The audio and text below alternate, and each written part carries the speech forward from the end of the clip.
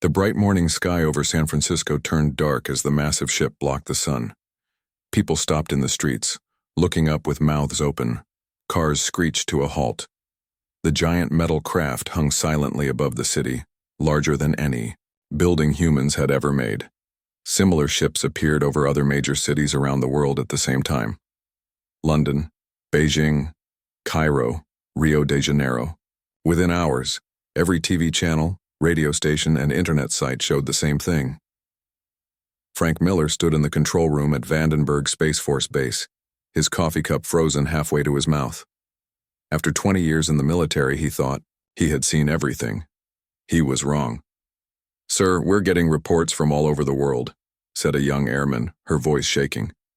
"No hostile actions yet. They're just waiting." Frank put down his coffee. "What about our satellites? Defense systems? All functioning normally, sir. But nothing seems to affect these ships. Our scans bounce right off them." 3 hours after the ships arrived, the screens in the control room flickered. A face appeared. It looked almost human, but not quite. The skin was too smooth, the eyes too large and entirely black.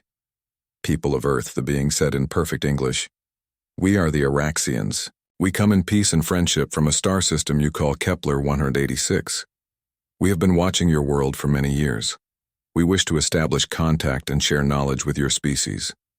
The being introduced itself as Commander Zexthal of the Araxian Exploration Fleet. It spoke of technological wonders, medical advances, and energy sources beyond human imagination. The aliens wanted nothing more than peaceful exchange, it claimed. World leaders quickly gathered in emergency meetings. Despite some caution, excitement won out. Here was proof humans weren't alone in the universe, and these visitors were offering gifts beyond price. 3 days later, Frank found himself on a helicopter heading toward the main ship above San Francisco. He had been chosen as part of the first delegation to meet the aliens face to face. "You look like you're heading to a funeral, not making history," said the woman sitting across from him. Frank glanced up. Dr. Linda Hayes was watching him with an amused expression. Her dark hair was pulled back tightly, and her eyes were sharp, behind her glasses. As the country's leading expert in theoretical xenobiology, she had been an obvious choice for the delegation. "Just cautious by nature," Frank replied. 20 years of military service teaches you that when something seems too good to be true, it usually is." Linda nodded. "Fair enough. But even if you're right to be suspicious, we're still about to meet actual aliens. That's worth a smile, Major Miller." The helicopter landed on the roof of the Transamerica building, now serving as a landing point below the massive ship. A beam of light extended down from the alien craft, forming what looked like a solid bridge of light. "They call it a photon path," said Linda, unable to hide her excitement. "Solid light. Do you realize what this means for physics?" Frank just grunted, checking his sidearm out of habit, though he had been ordered to leave it behind. The delegation walked up the light bridge, which felt solid under their feet, despite looking like nothing more than bright light. At the top, an opening appeared in the smooth hull of the ship. 3 Araxians waited inside. Up close, they were taller than humans, with slender bodies and those unsettling black eyes. They wore what seemed like flowing metal cloth that shifted colors as they moved. "Welcome," said the one in the center, its voice melodic. "I am Sub-Commander Verlac. Commander Zexthal sends regrets, but will meet you soon. Please, follow us to the exchange chamber." The interior of the ship was all smooth curves and soft light. No sharp edges anywhere. Surfaces that looked like metal but felt warm to the touch. Frank noticed there were no visible doors or control panels. Surfaces simply opened when the aliens approached them. In the exchange chamber, a large room with a dome ceiling showing a perfect view of Earth below, the delegation spent hours talking with the aliens. The Araxians answered questions about their technology, their home world, and their society. They seemed open, friendly, eager to share knowledge. "Our species has explored the stars for over 10,000 of your years," Verlac explained. "We have met many other intelligent beings, but humans are special. Your adaptability, your creativity. These are rare qualities." The visits continued daily for weeks, then months. Small groups of scientists and officials were allowed onto the ships. The Araxians shared small technological gifts, a new type of solar cell that was twice as efficient as anything on Earth, medicines that could cure several types of cancer, materials stronger and lighter than any metal. World economies boomed. Stock markets hit record highs. Religious leaders debated what the aliens meant for their faiths. Most people celebrated this new era of alien friendship, but Frank remained uneasy. Something felt off about the whole situation, though he couldn't put his finger on what. The aliens were always polite, always helpful, perhaps too helpful. 3 months after first contact, Frank and Linda were on their regular visit to the mothership. They had become the main liaisons between the U.S. government and the Araxians. Linda had grown to respect the aliens immensely, while Frank maintained his careful distance. "Today is special," Verlac announced when they arrived. "Commander Zexthal wishes to show you something new, a technology we believe will greatly benefit Earth." They were led deeper into the ship than ever before, through areas they hadn't been allowed to see. Frank noticed there were more aliens here, moving with purpose. Some wore what looked like armor rather than the flowing clothes they were used to seeing. Linda noticed his expression. "Relax, Frank. After 3 months, don't you think if they wanted to harm us, they would have done it by now?" Frank was about to respond when an alarm sounded, a pulsing tone that made his teeth hurt. Verlac stopped suddenly, tilting his head as if listening to something they couldn't hear. "What's happening?" Frank asked. The alien turned to them, and something had changed in its posture. "The schedule has been advanced. Commander Zexthal has given the signal." "Signal for what?" Linda asked, her excitement turning to concern. That's when the ship shuddered.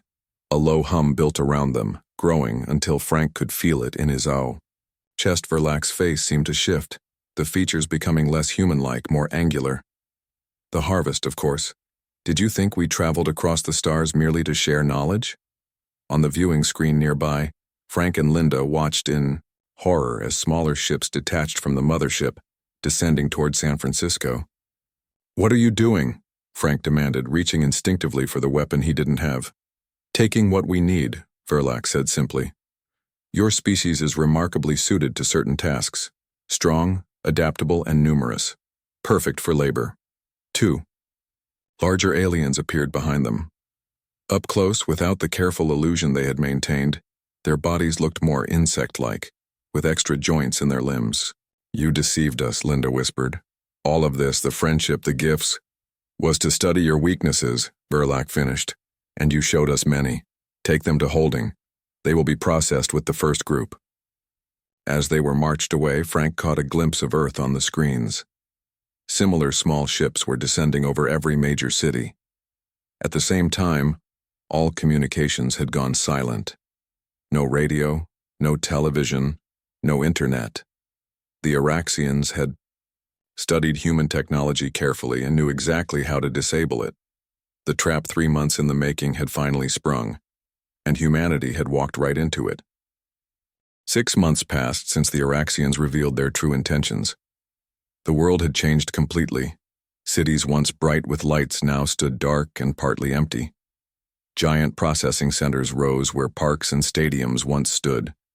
Humans were no longer the rulers of Earth but slaves to alien masters. Frank Miller sat in the darkness of a maintenance tunnel deep inside the Araxian mothership. His once clean uniform was now dirty and torn. Beside him, Linda Hayes used a small tool she had stolen to work on a strange device. "Any luck?" Frank whispered. Linda nodded, her face lit by the faint blue glow of the alien technology. "I think I've almost figured out how their communication system works. It's like a hive mind, but with technology." They had escaped their prison cells 3 weeks after being captured. A lucky accident showed Frank that the alien containment fields had a flaw. They flickered when Linda's digital watch passed through them. Using this knowledge, they managed to slip away during a prisoner transfer. Since then, they had been hiding in the maze of maintenance tunnels that ran through the massive ship. The aliens never came here. The tunnels were too small for their bodies, designed only for repair drones. Frank and Linda survived by stealing food and supplies meant for human prisoners. The most important thing I've learned, Linda said, is that the Araxians depend completely on instructions from above. Every soldier follows exact orders from commanders. Commanders follow orders from the ship leaders. And all ship leaders answer to Zexthal. Frank nodded. A perfect chain of command, no one thinks for themselves. Exactly. Cut off the head, and the body doesn't know what to do. Meanwhile, on Earth, in a labor camp outside Chicago, Jack Peterson wiped sweat from his forehead. For 10 hours straight, he had been loading alien minerals onto transport ships. His back ached and his hands were raw with blisters.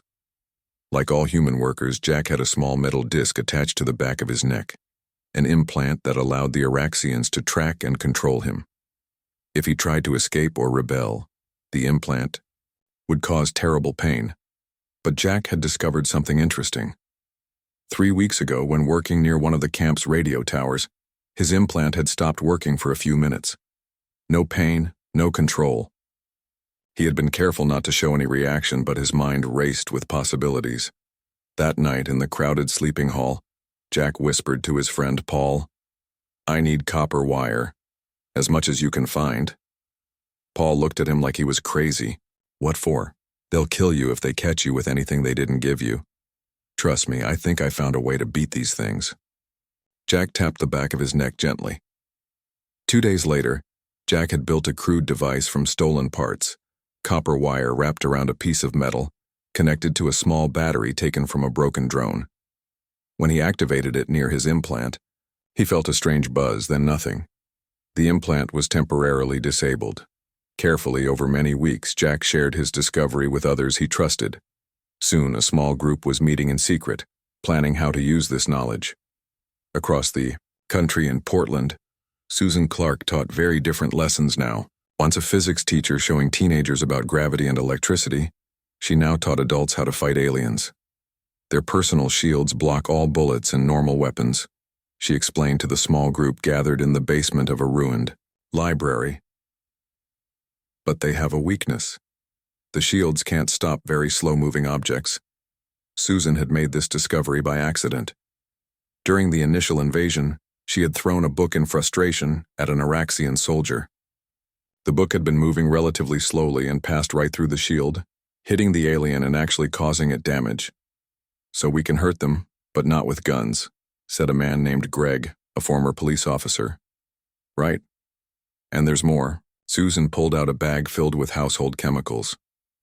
"Their skin reacts badly to certain common substances. Mix these together, and it burns them like acid." Susan's resistance cell had grown steadily over the past months. They communicated using hand-delivered notes and face-to-face meetings, knowing the aliens monitored all electronic communication. Similar resistance groups were forming all over the world, people sharing knowledge, finding weaknesses, preparing to fight back. Back on the mothership, Frank and Linda made an important discovery. They had managed to access one of the ship's computer terminals when the corridor was empty. Linda's quick mind and weeks of observing the aliens had given her a basic understanding of their language and technology. "Look at this," she whispered to Frank, pointing at symbols on the screen. "These are reports from other worlds they've conquered." "How many?" Frank asked, his voice tight. "At least 7 that I can see. But here's the important part." She tapped another section of the screen. "They've never faced serious resistance after the initial conquest. Most species just give up." Frank smiled grimly. "They don't know humans. Very well, do they? That's our advantage. And look at this." Linda brought up another screen showing what looked like technical diagrams. Their entire command structure depends on constant signals from leadership. If those signals are disrupted, the soldiers won't know what to do, Frank finished. Linda nodded excitedly. "Exactly. And I think I can figure out how to disrupt those signals. But we need to contact people on the ground. We can't do this alone." On Earth, Jack's group had grown into a real resistance movement. They had discovered how to disable the implants permanently, freeing hundreds of workers from the labor camps around Chicago. They hid in abandoned subway tunnels and old buildings, gathering weapons and supplies. But they needed more than just freedom from their implants. They needed a way to actually fight the technologically superior aliens. The answer came from an unexpected source. One night, a group of strangers approached their hideout, former miners who had been forced to work in an Oraxian mineral processing facility. "The mining equipment," explained their leader, a woman named Karen. "It uses focused energy beams to cut through rock. We've figured out that the same beams can cut through Oraxian armor." Jack's eyes widened. "Can you build more of these weapons?" Karen nodded. "With the right parts, yes. But we need help getting those parts." Jack smiled. "That's exactly what we do best."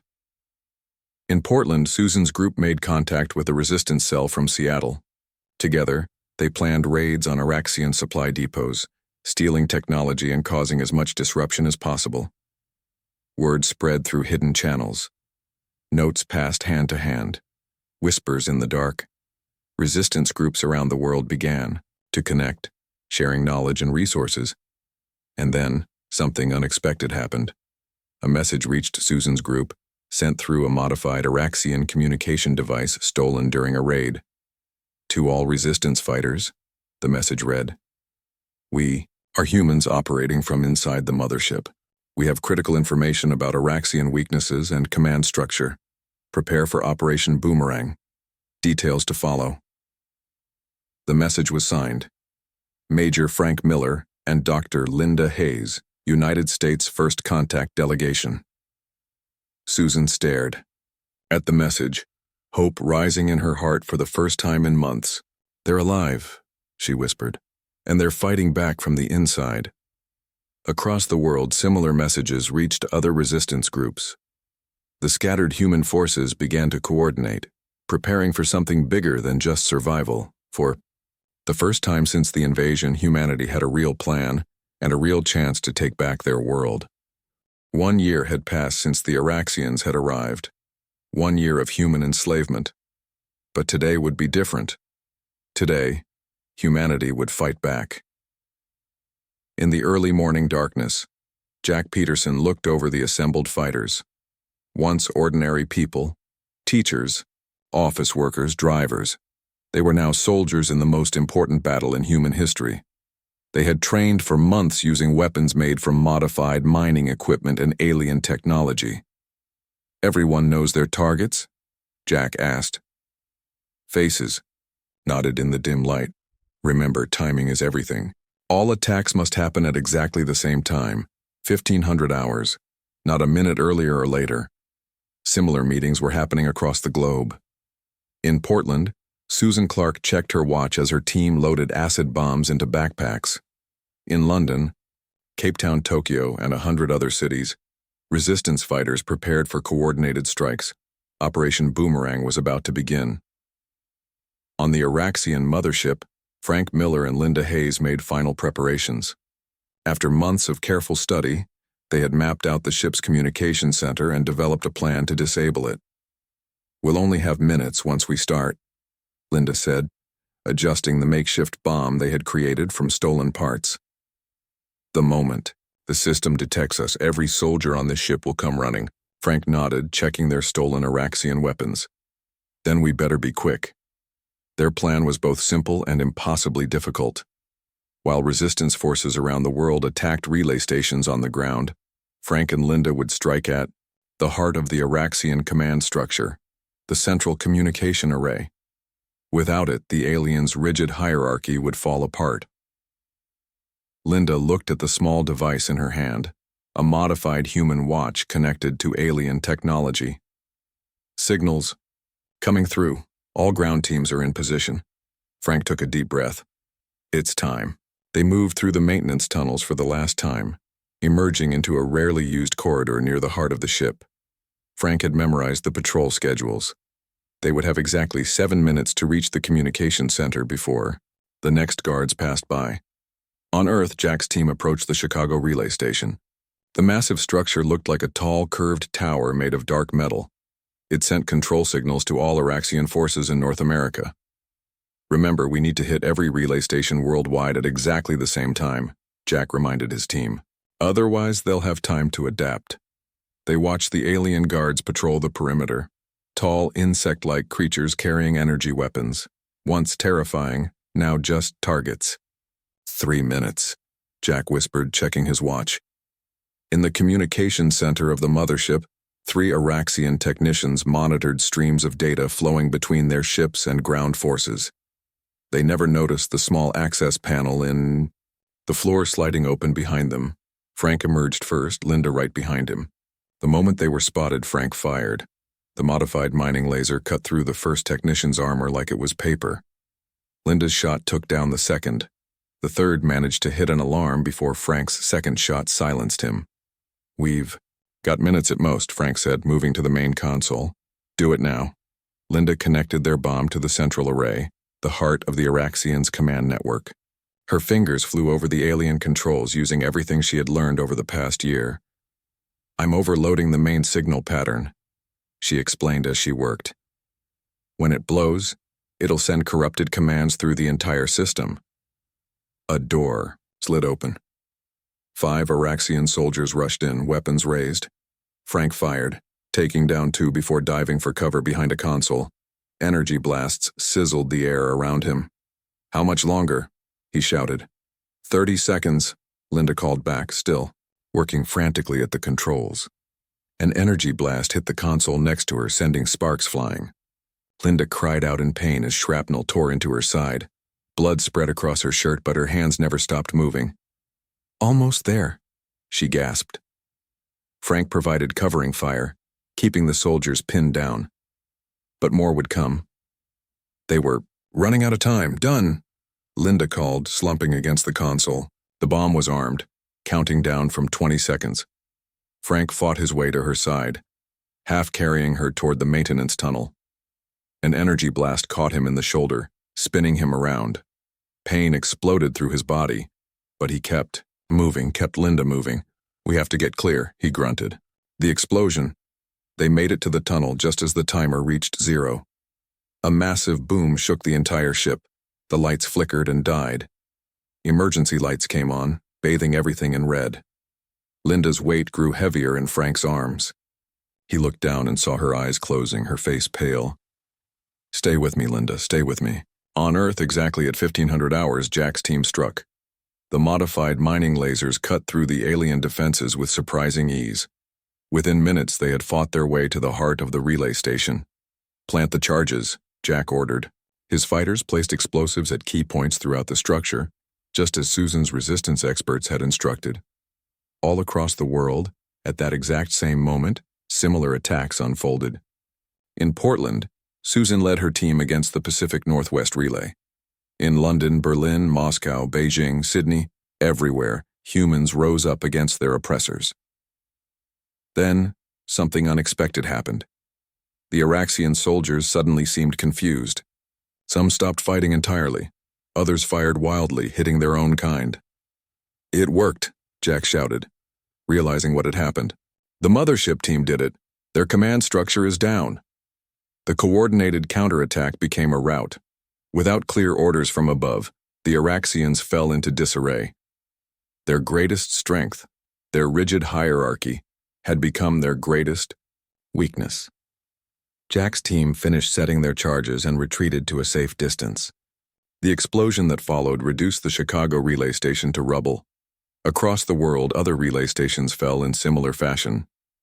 For the first time in a year, the skies above Earth were quiet. No constant commands from the mothership.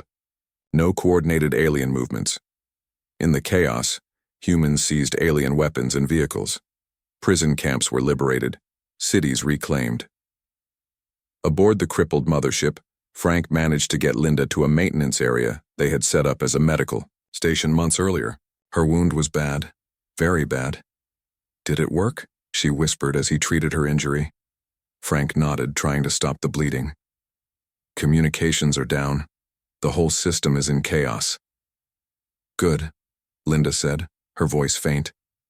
"Worth it then." "Don't talk like that. You're going to make it." But even as he said the words, Frank knew how serious her injury was. Without proper medical equipment, without a real doctor, the ship shuddered around them. Through a small viewing port, Frank could see some of the smaller Araxian ships breaking formation, flying erratically.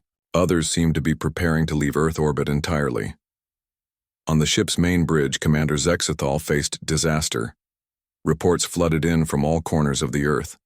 Relay stations destroyed, ground forces in disarray, the central communication array, the heart of their operation, completely destroyed.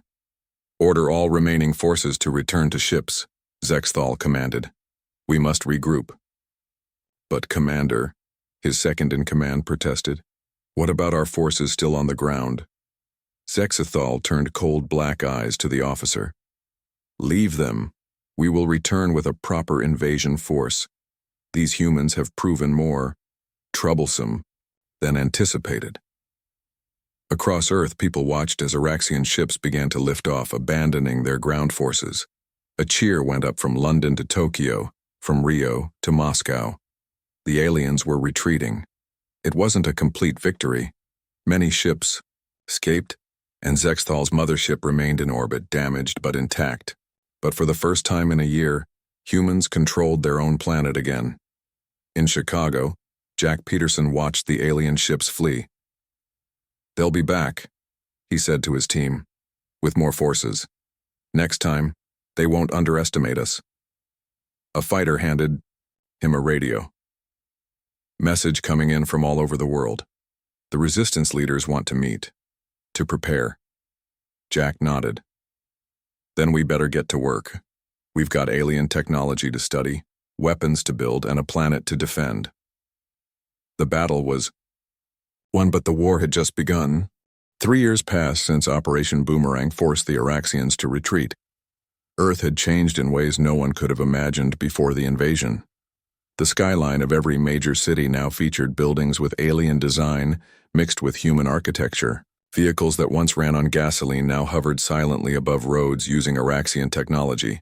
But the biggest changes weren't visible to the eye. Humanity had united as never before. Old enemies became allies against a common threat. Resources were shared. Knowledge flowed freely between nations. Frank Miller stood at the window of his office in the New Earth Defense Headquarters, built on the site where the first Araxian ship had appeared over San Francisco. His uniform now bore the insignia of the Unified Earth Defense Force, a blue earth with stars surrounding it. The door opened behind him.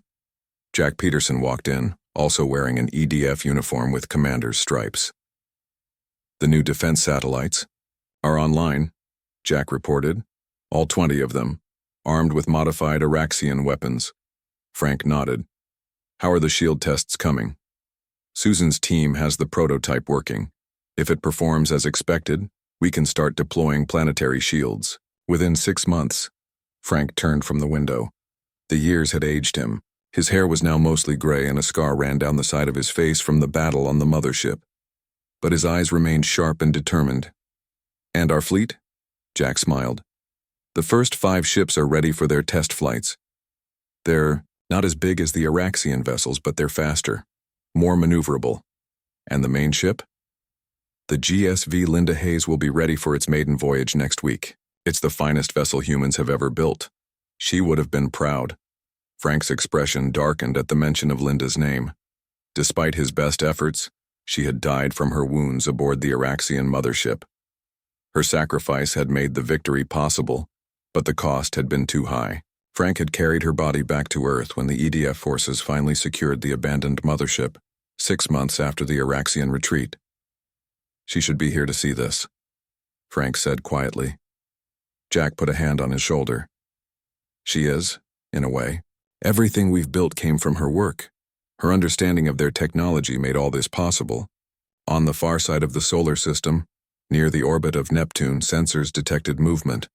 The long-range detection system, reverse-engineered from Araxian technology, alerted Earth Defense Headquarters immediately.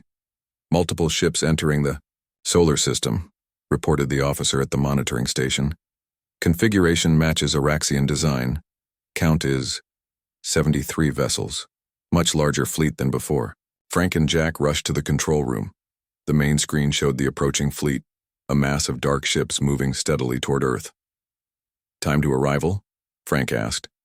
At current speed, 5 days. the officer replied. Jack looked at Frank. Sooner than we expected, but not sooner than we prepared for, Frank replied. He turned to the communications officer. Alert all EDF bases worldwide. Bring all defense systems to full readiness and launch our fleet. Across Earth, the call went out. In underground hangars and hidden bases, pilots rushed to their ships. Defense stations powered up their weapons. The planetary shield generators began their startup sequence. In her laboratory at the Global Technology Institute in Portland, Susan Clark received the alert. She immediately ordered her team to activate the new shield prototype at maximum power. We've only tested it at 30% capacity, one of her assistants warned. Then today, we'll see what it can really do, Susan replied, her fingers flying. Over the control panel. The calculations are sound, it will work. On the moon base, established just a year after the Iraxian retreat, Commander Paul Chen watched the alert flash across his screen. He ordered his teams to battle stations. The lunar defense cannons, the largest weapons humans had ever built, began to power up. 3 days later, the Earth Defense Fleet waited in orbit around Mars. 27 ships, small by Iraxian standards but packed with weapons and technology that didn't exist 3 years earlier. At the center of the formation was the GSV Linda Hayes, almost a kilometer long, its hull gleaming in the distant sunlight. Frank stood on the bridge of the Linda Hayes, watching the tactical display. The Iraxian fleet was approaching rapidly, now just hours away. All ships report ready, Admiral, said his executive officer. Frank nodded. Strange to think that 3 years ago he had been just a major. Now he commanded humanity's first space fleet. Hold position. Let them come to us. The Iraxian fleet slowed as it approached Mars orbit, clearly surprised to find Earth ships waiting so far from home. A transmission came through on all frequencies. Commander Zexthal's face appeared on the screen, those black eyes just as cold as Frank remembered. Humans, the alien commander said. Your resistance was unexpected, but futile. We have returned with a proper invasion force. Surrender now, and some of your people will be spared. Frank stepped forward so the transmission would capture his image. Commander Zexthal, I'm Admiral Frank Miller of the Earth Defense Force. Perhaps you remember me from your ship. The alien's eyes narrowed slightly, the only sign of surprise. We will not surrender, Frank continued. We will not be enslaved. You made a grave mistake when you attacked Earth. You thought we were weak because we were divided. You thought we would be easily controlled. You were wrong. Your primitive vessels cannot stand against our fleet, Zexthal replied. We have conquered dozens of worlds. Yours will be no different. Frank smiled. I think you'll find we are very different.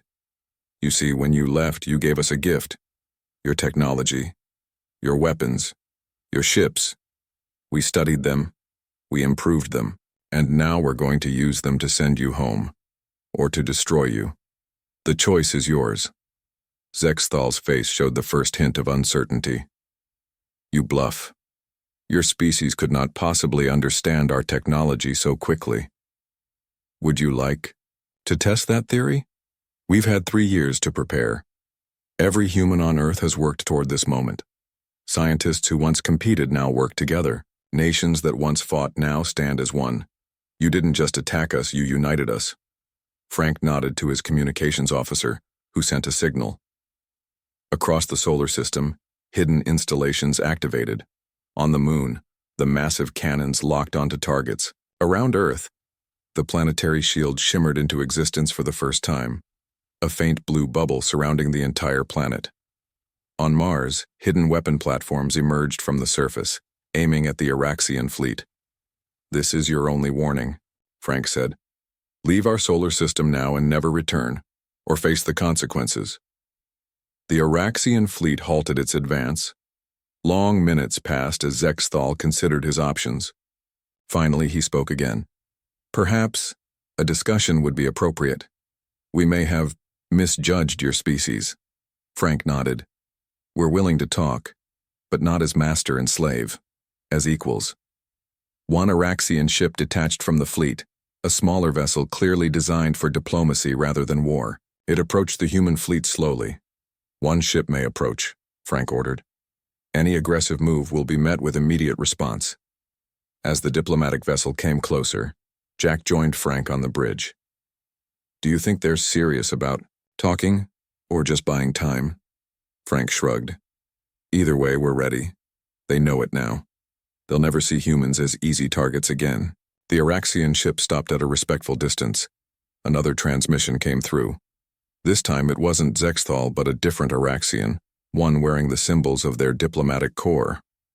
"We request a formal meeting to discuss terms," the alien said.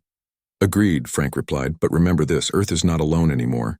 We've reached for the stars just as you did, and we will not be conquered." As the diplomatic vessel docked with the Linda Hayes, Frank looked out at the stars. Somewhere out there were other worlds, other species who had faced the Araxians. Perhaps some still lived under their rule. Perhaps Earth could change that too in time. The species that the Araxians had dismissed as simple labor had proven to be the most formidable adversary they had ever encountered. And today humanity would dictate terms to their would-be conquerors. Frank thought of Linda, of all those who had sacrificed everything to reach this moment. "We did it," he whispered to himself. "We showed them exactly who humans really are." The stars seemed to shine a little brighter in response.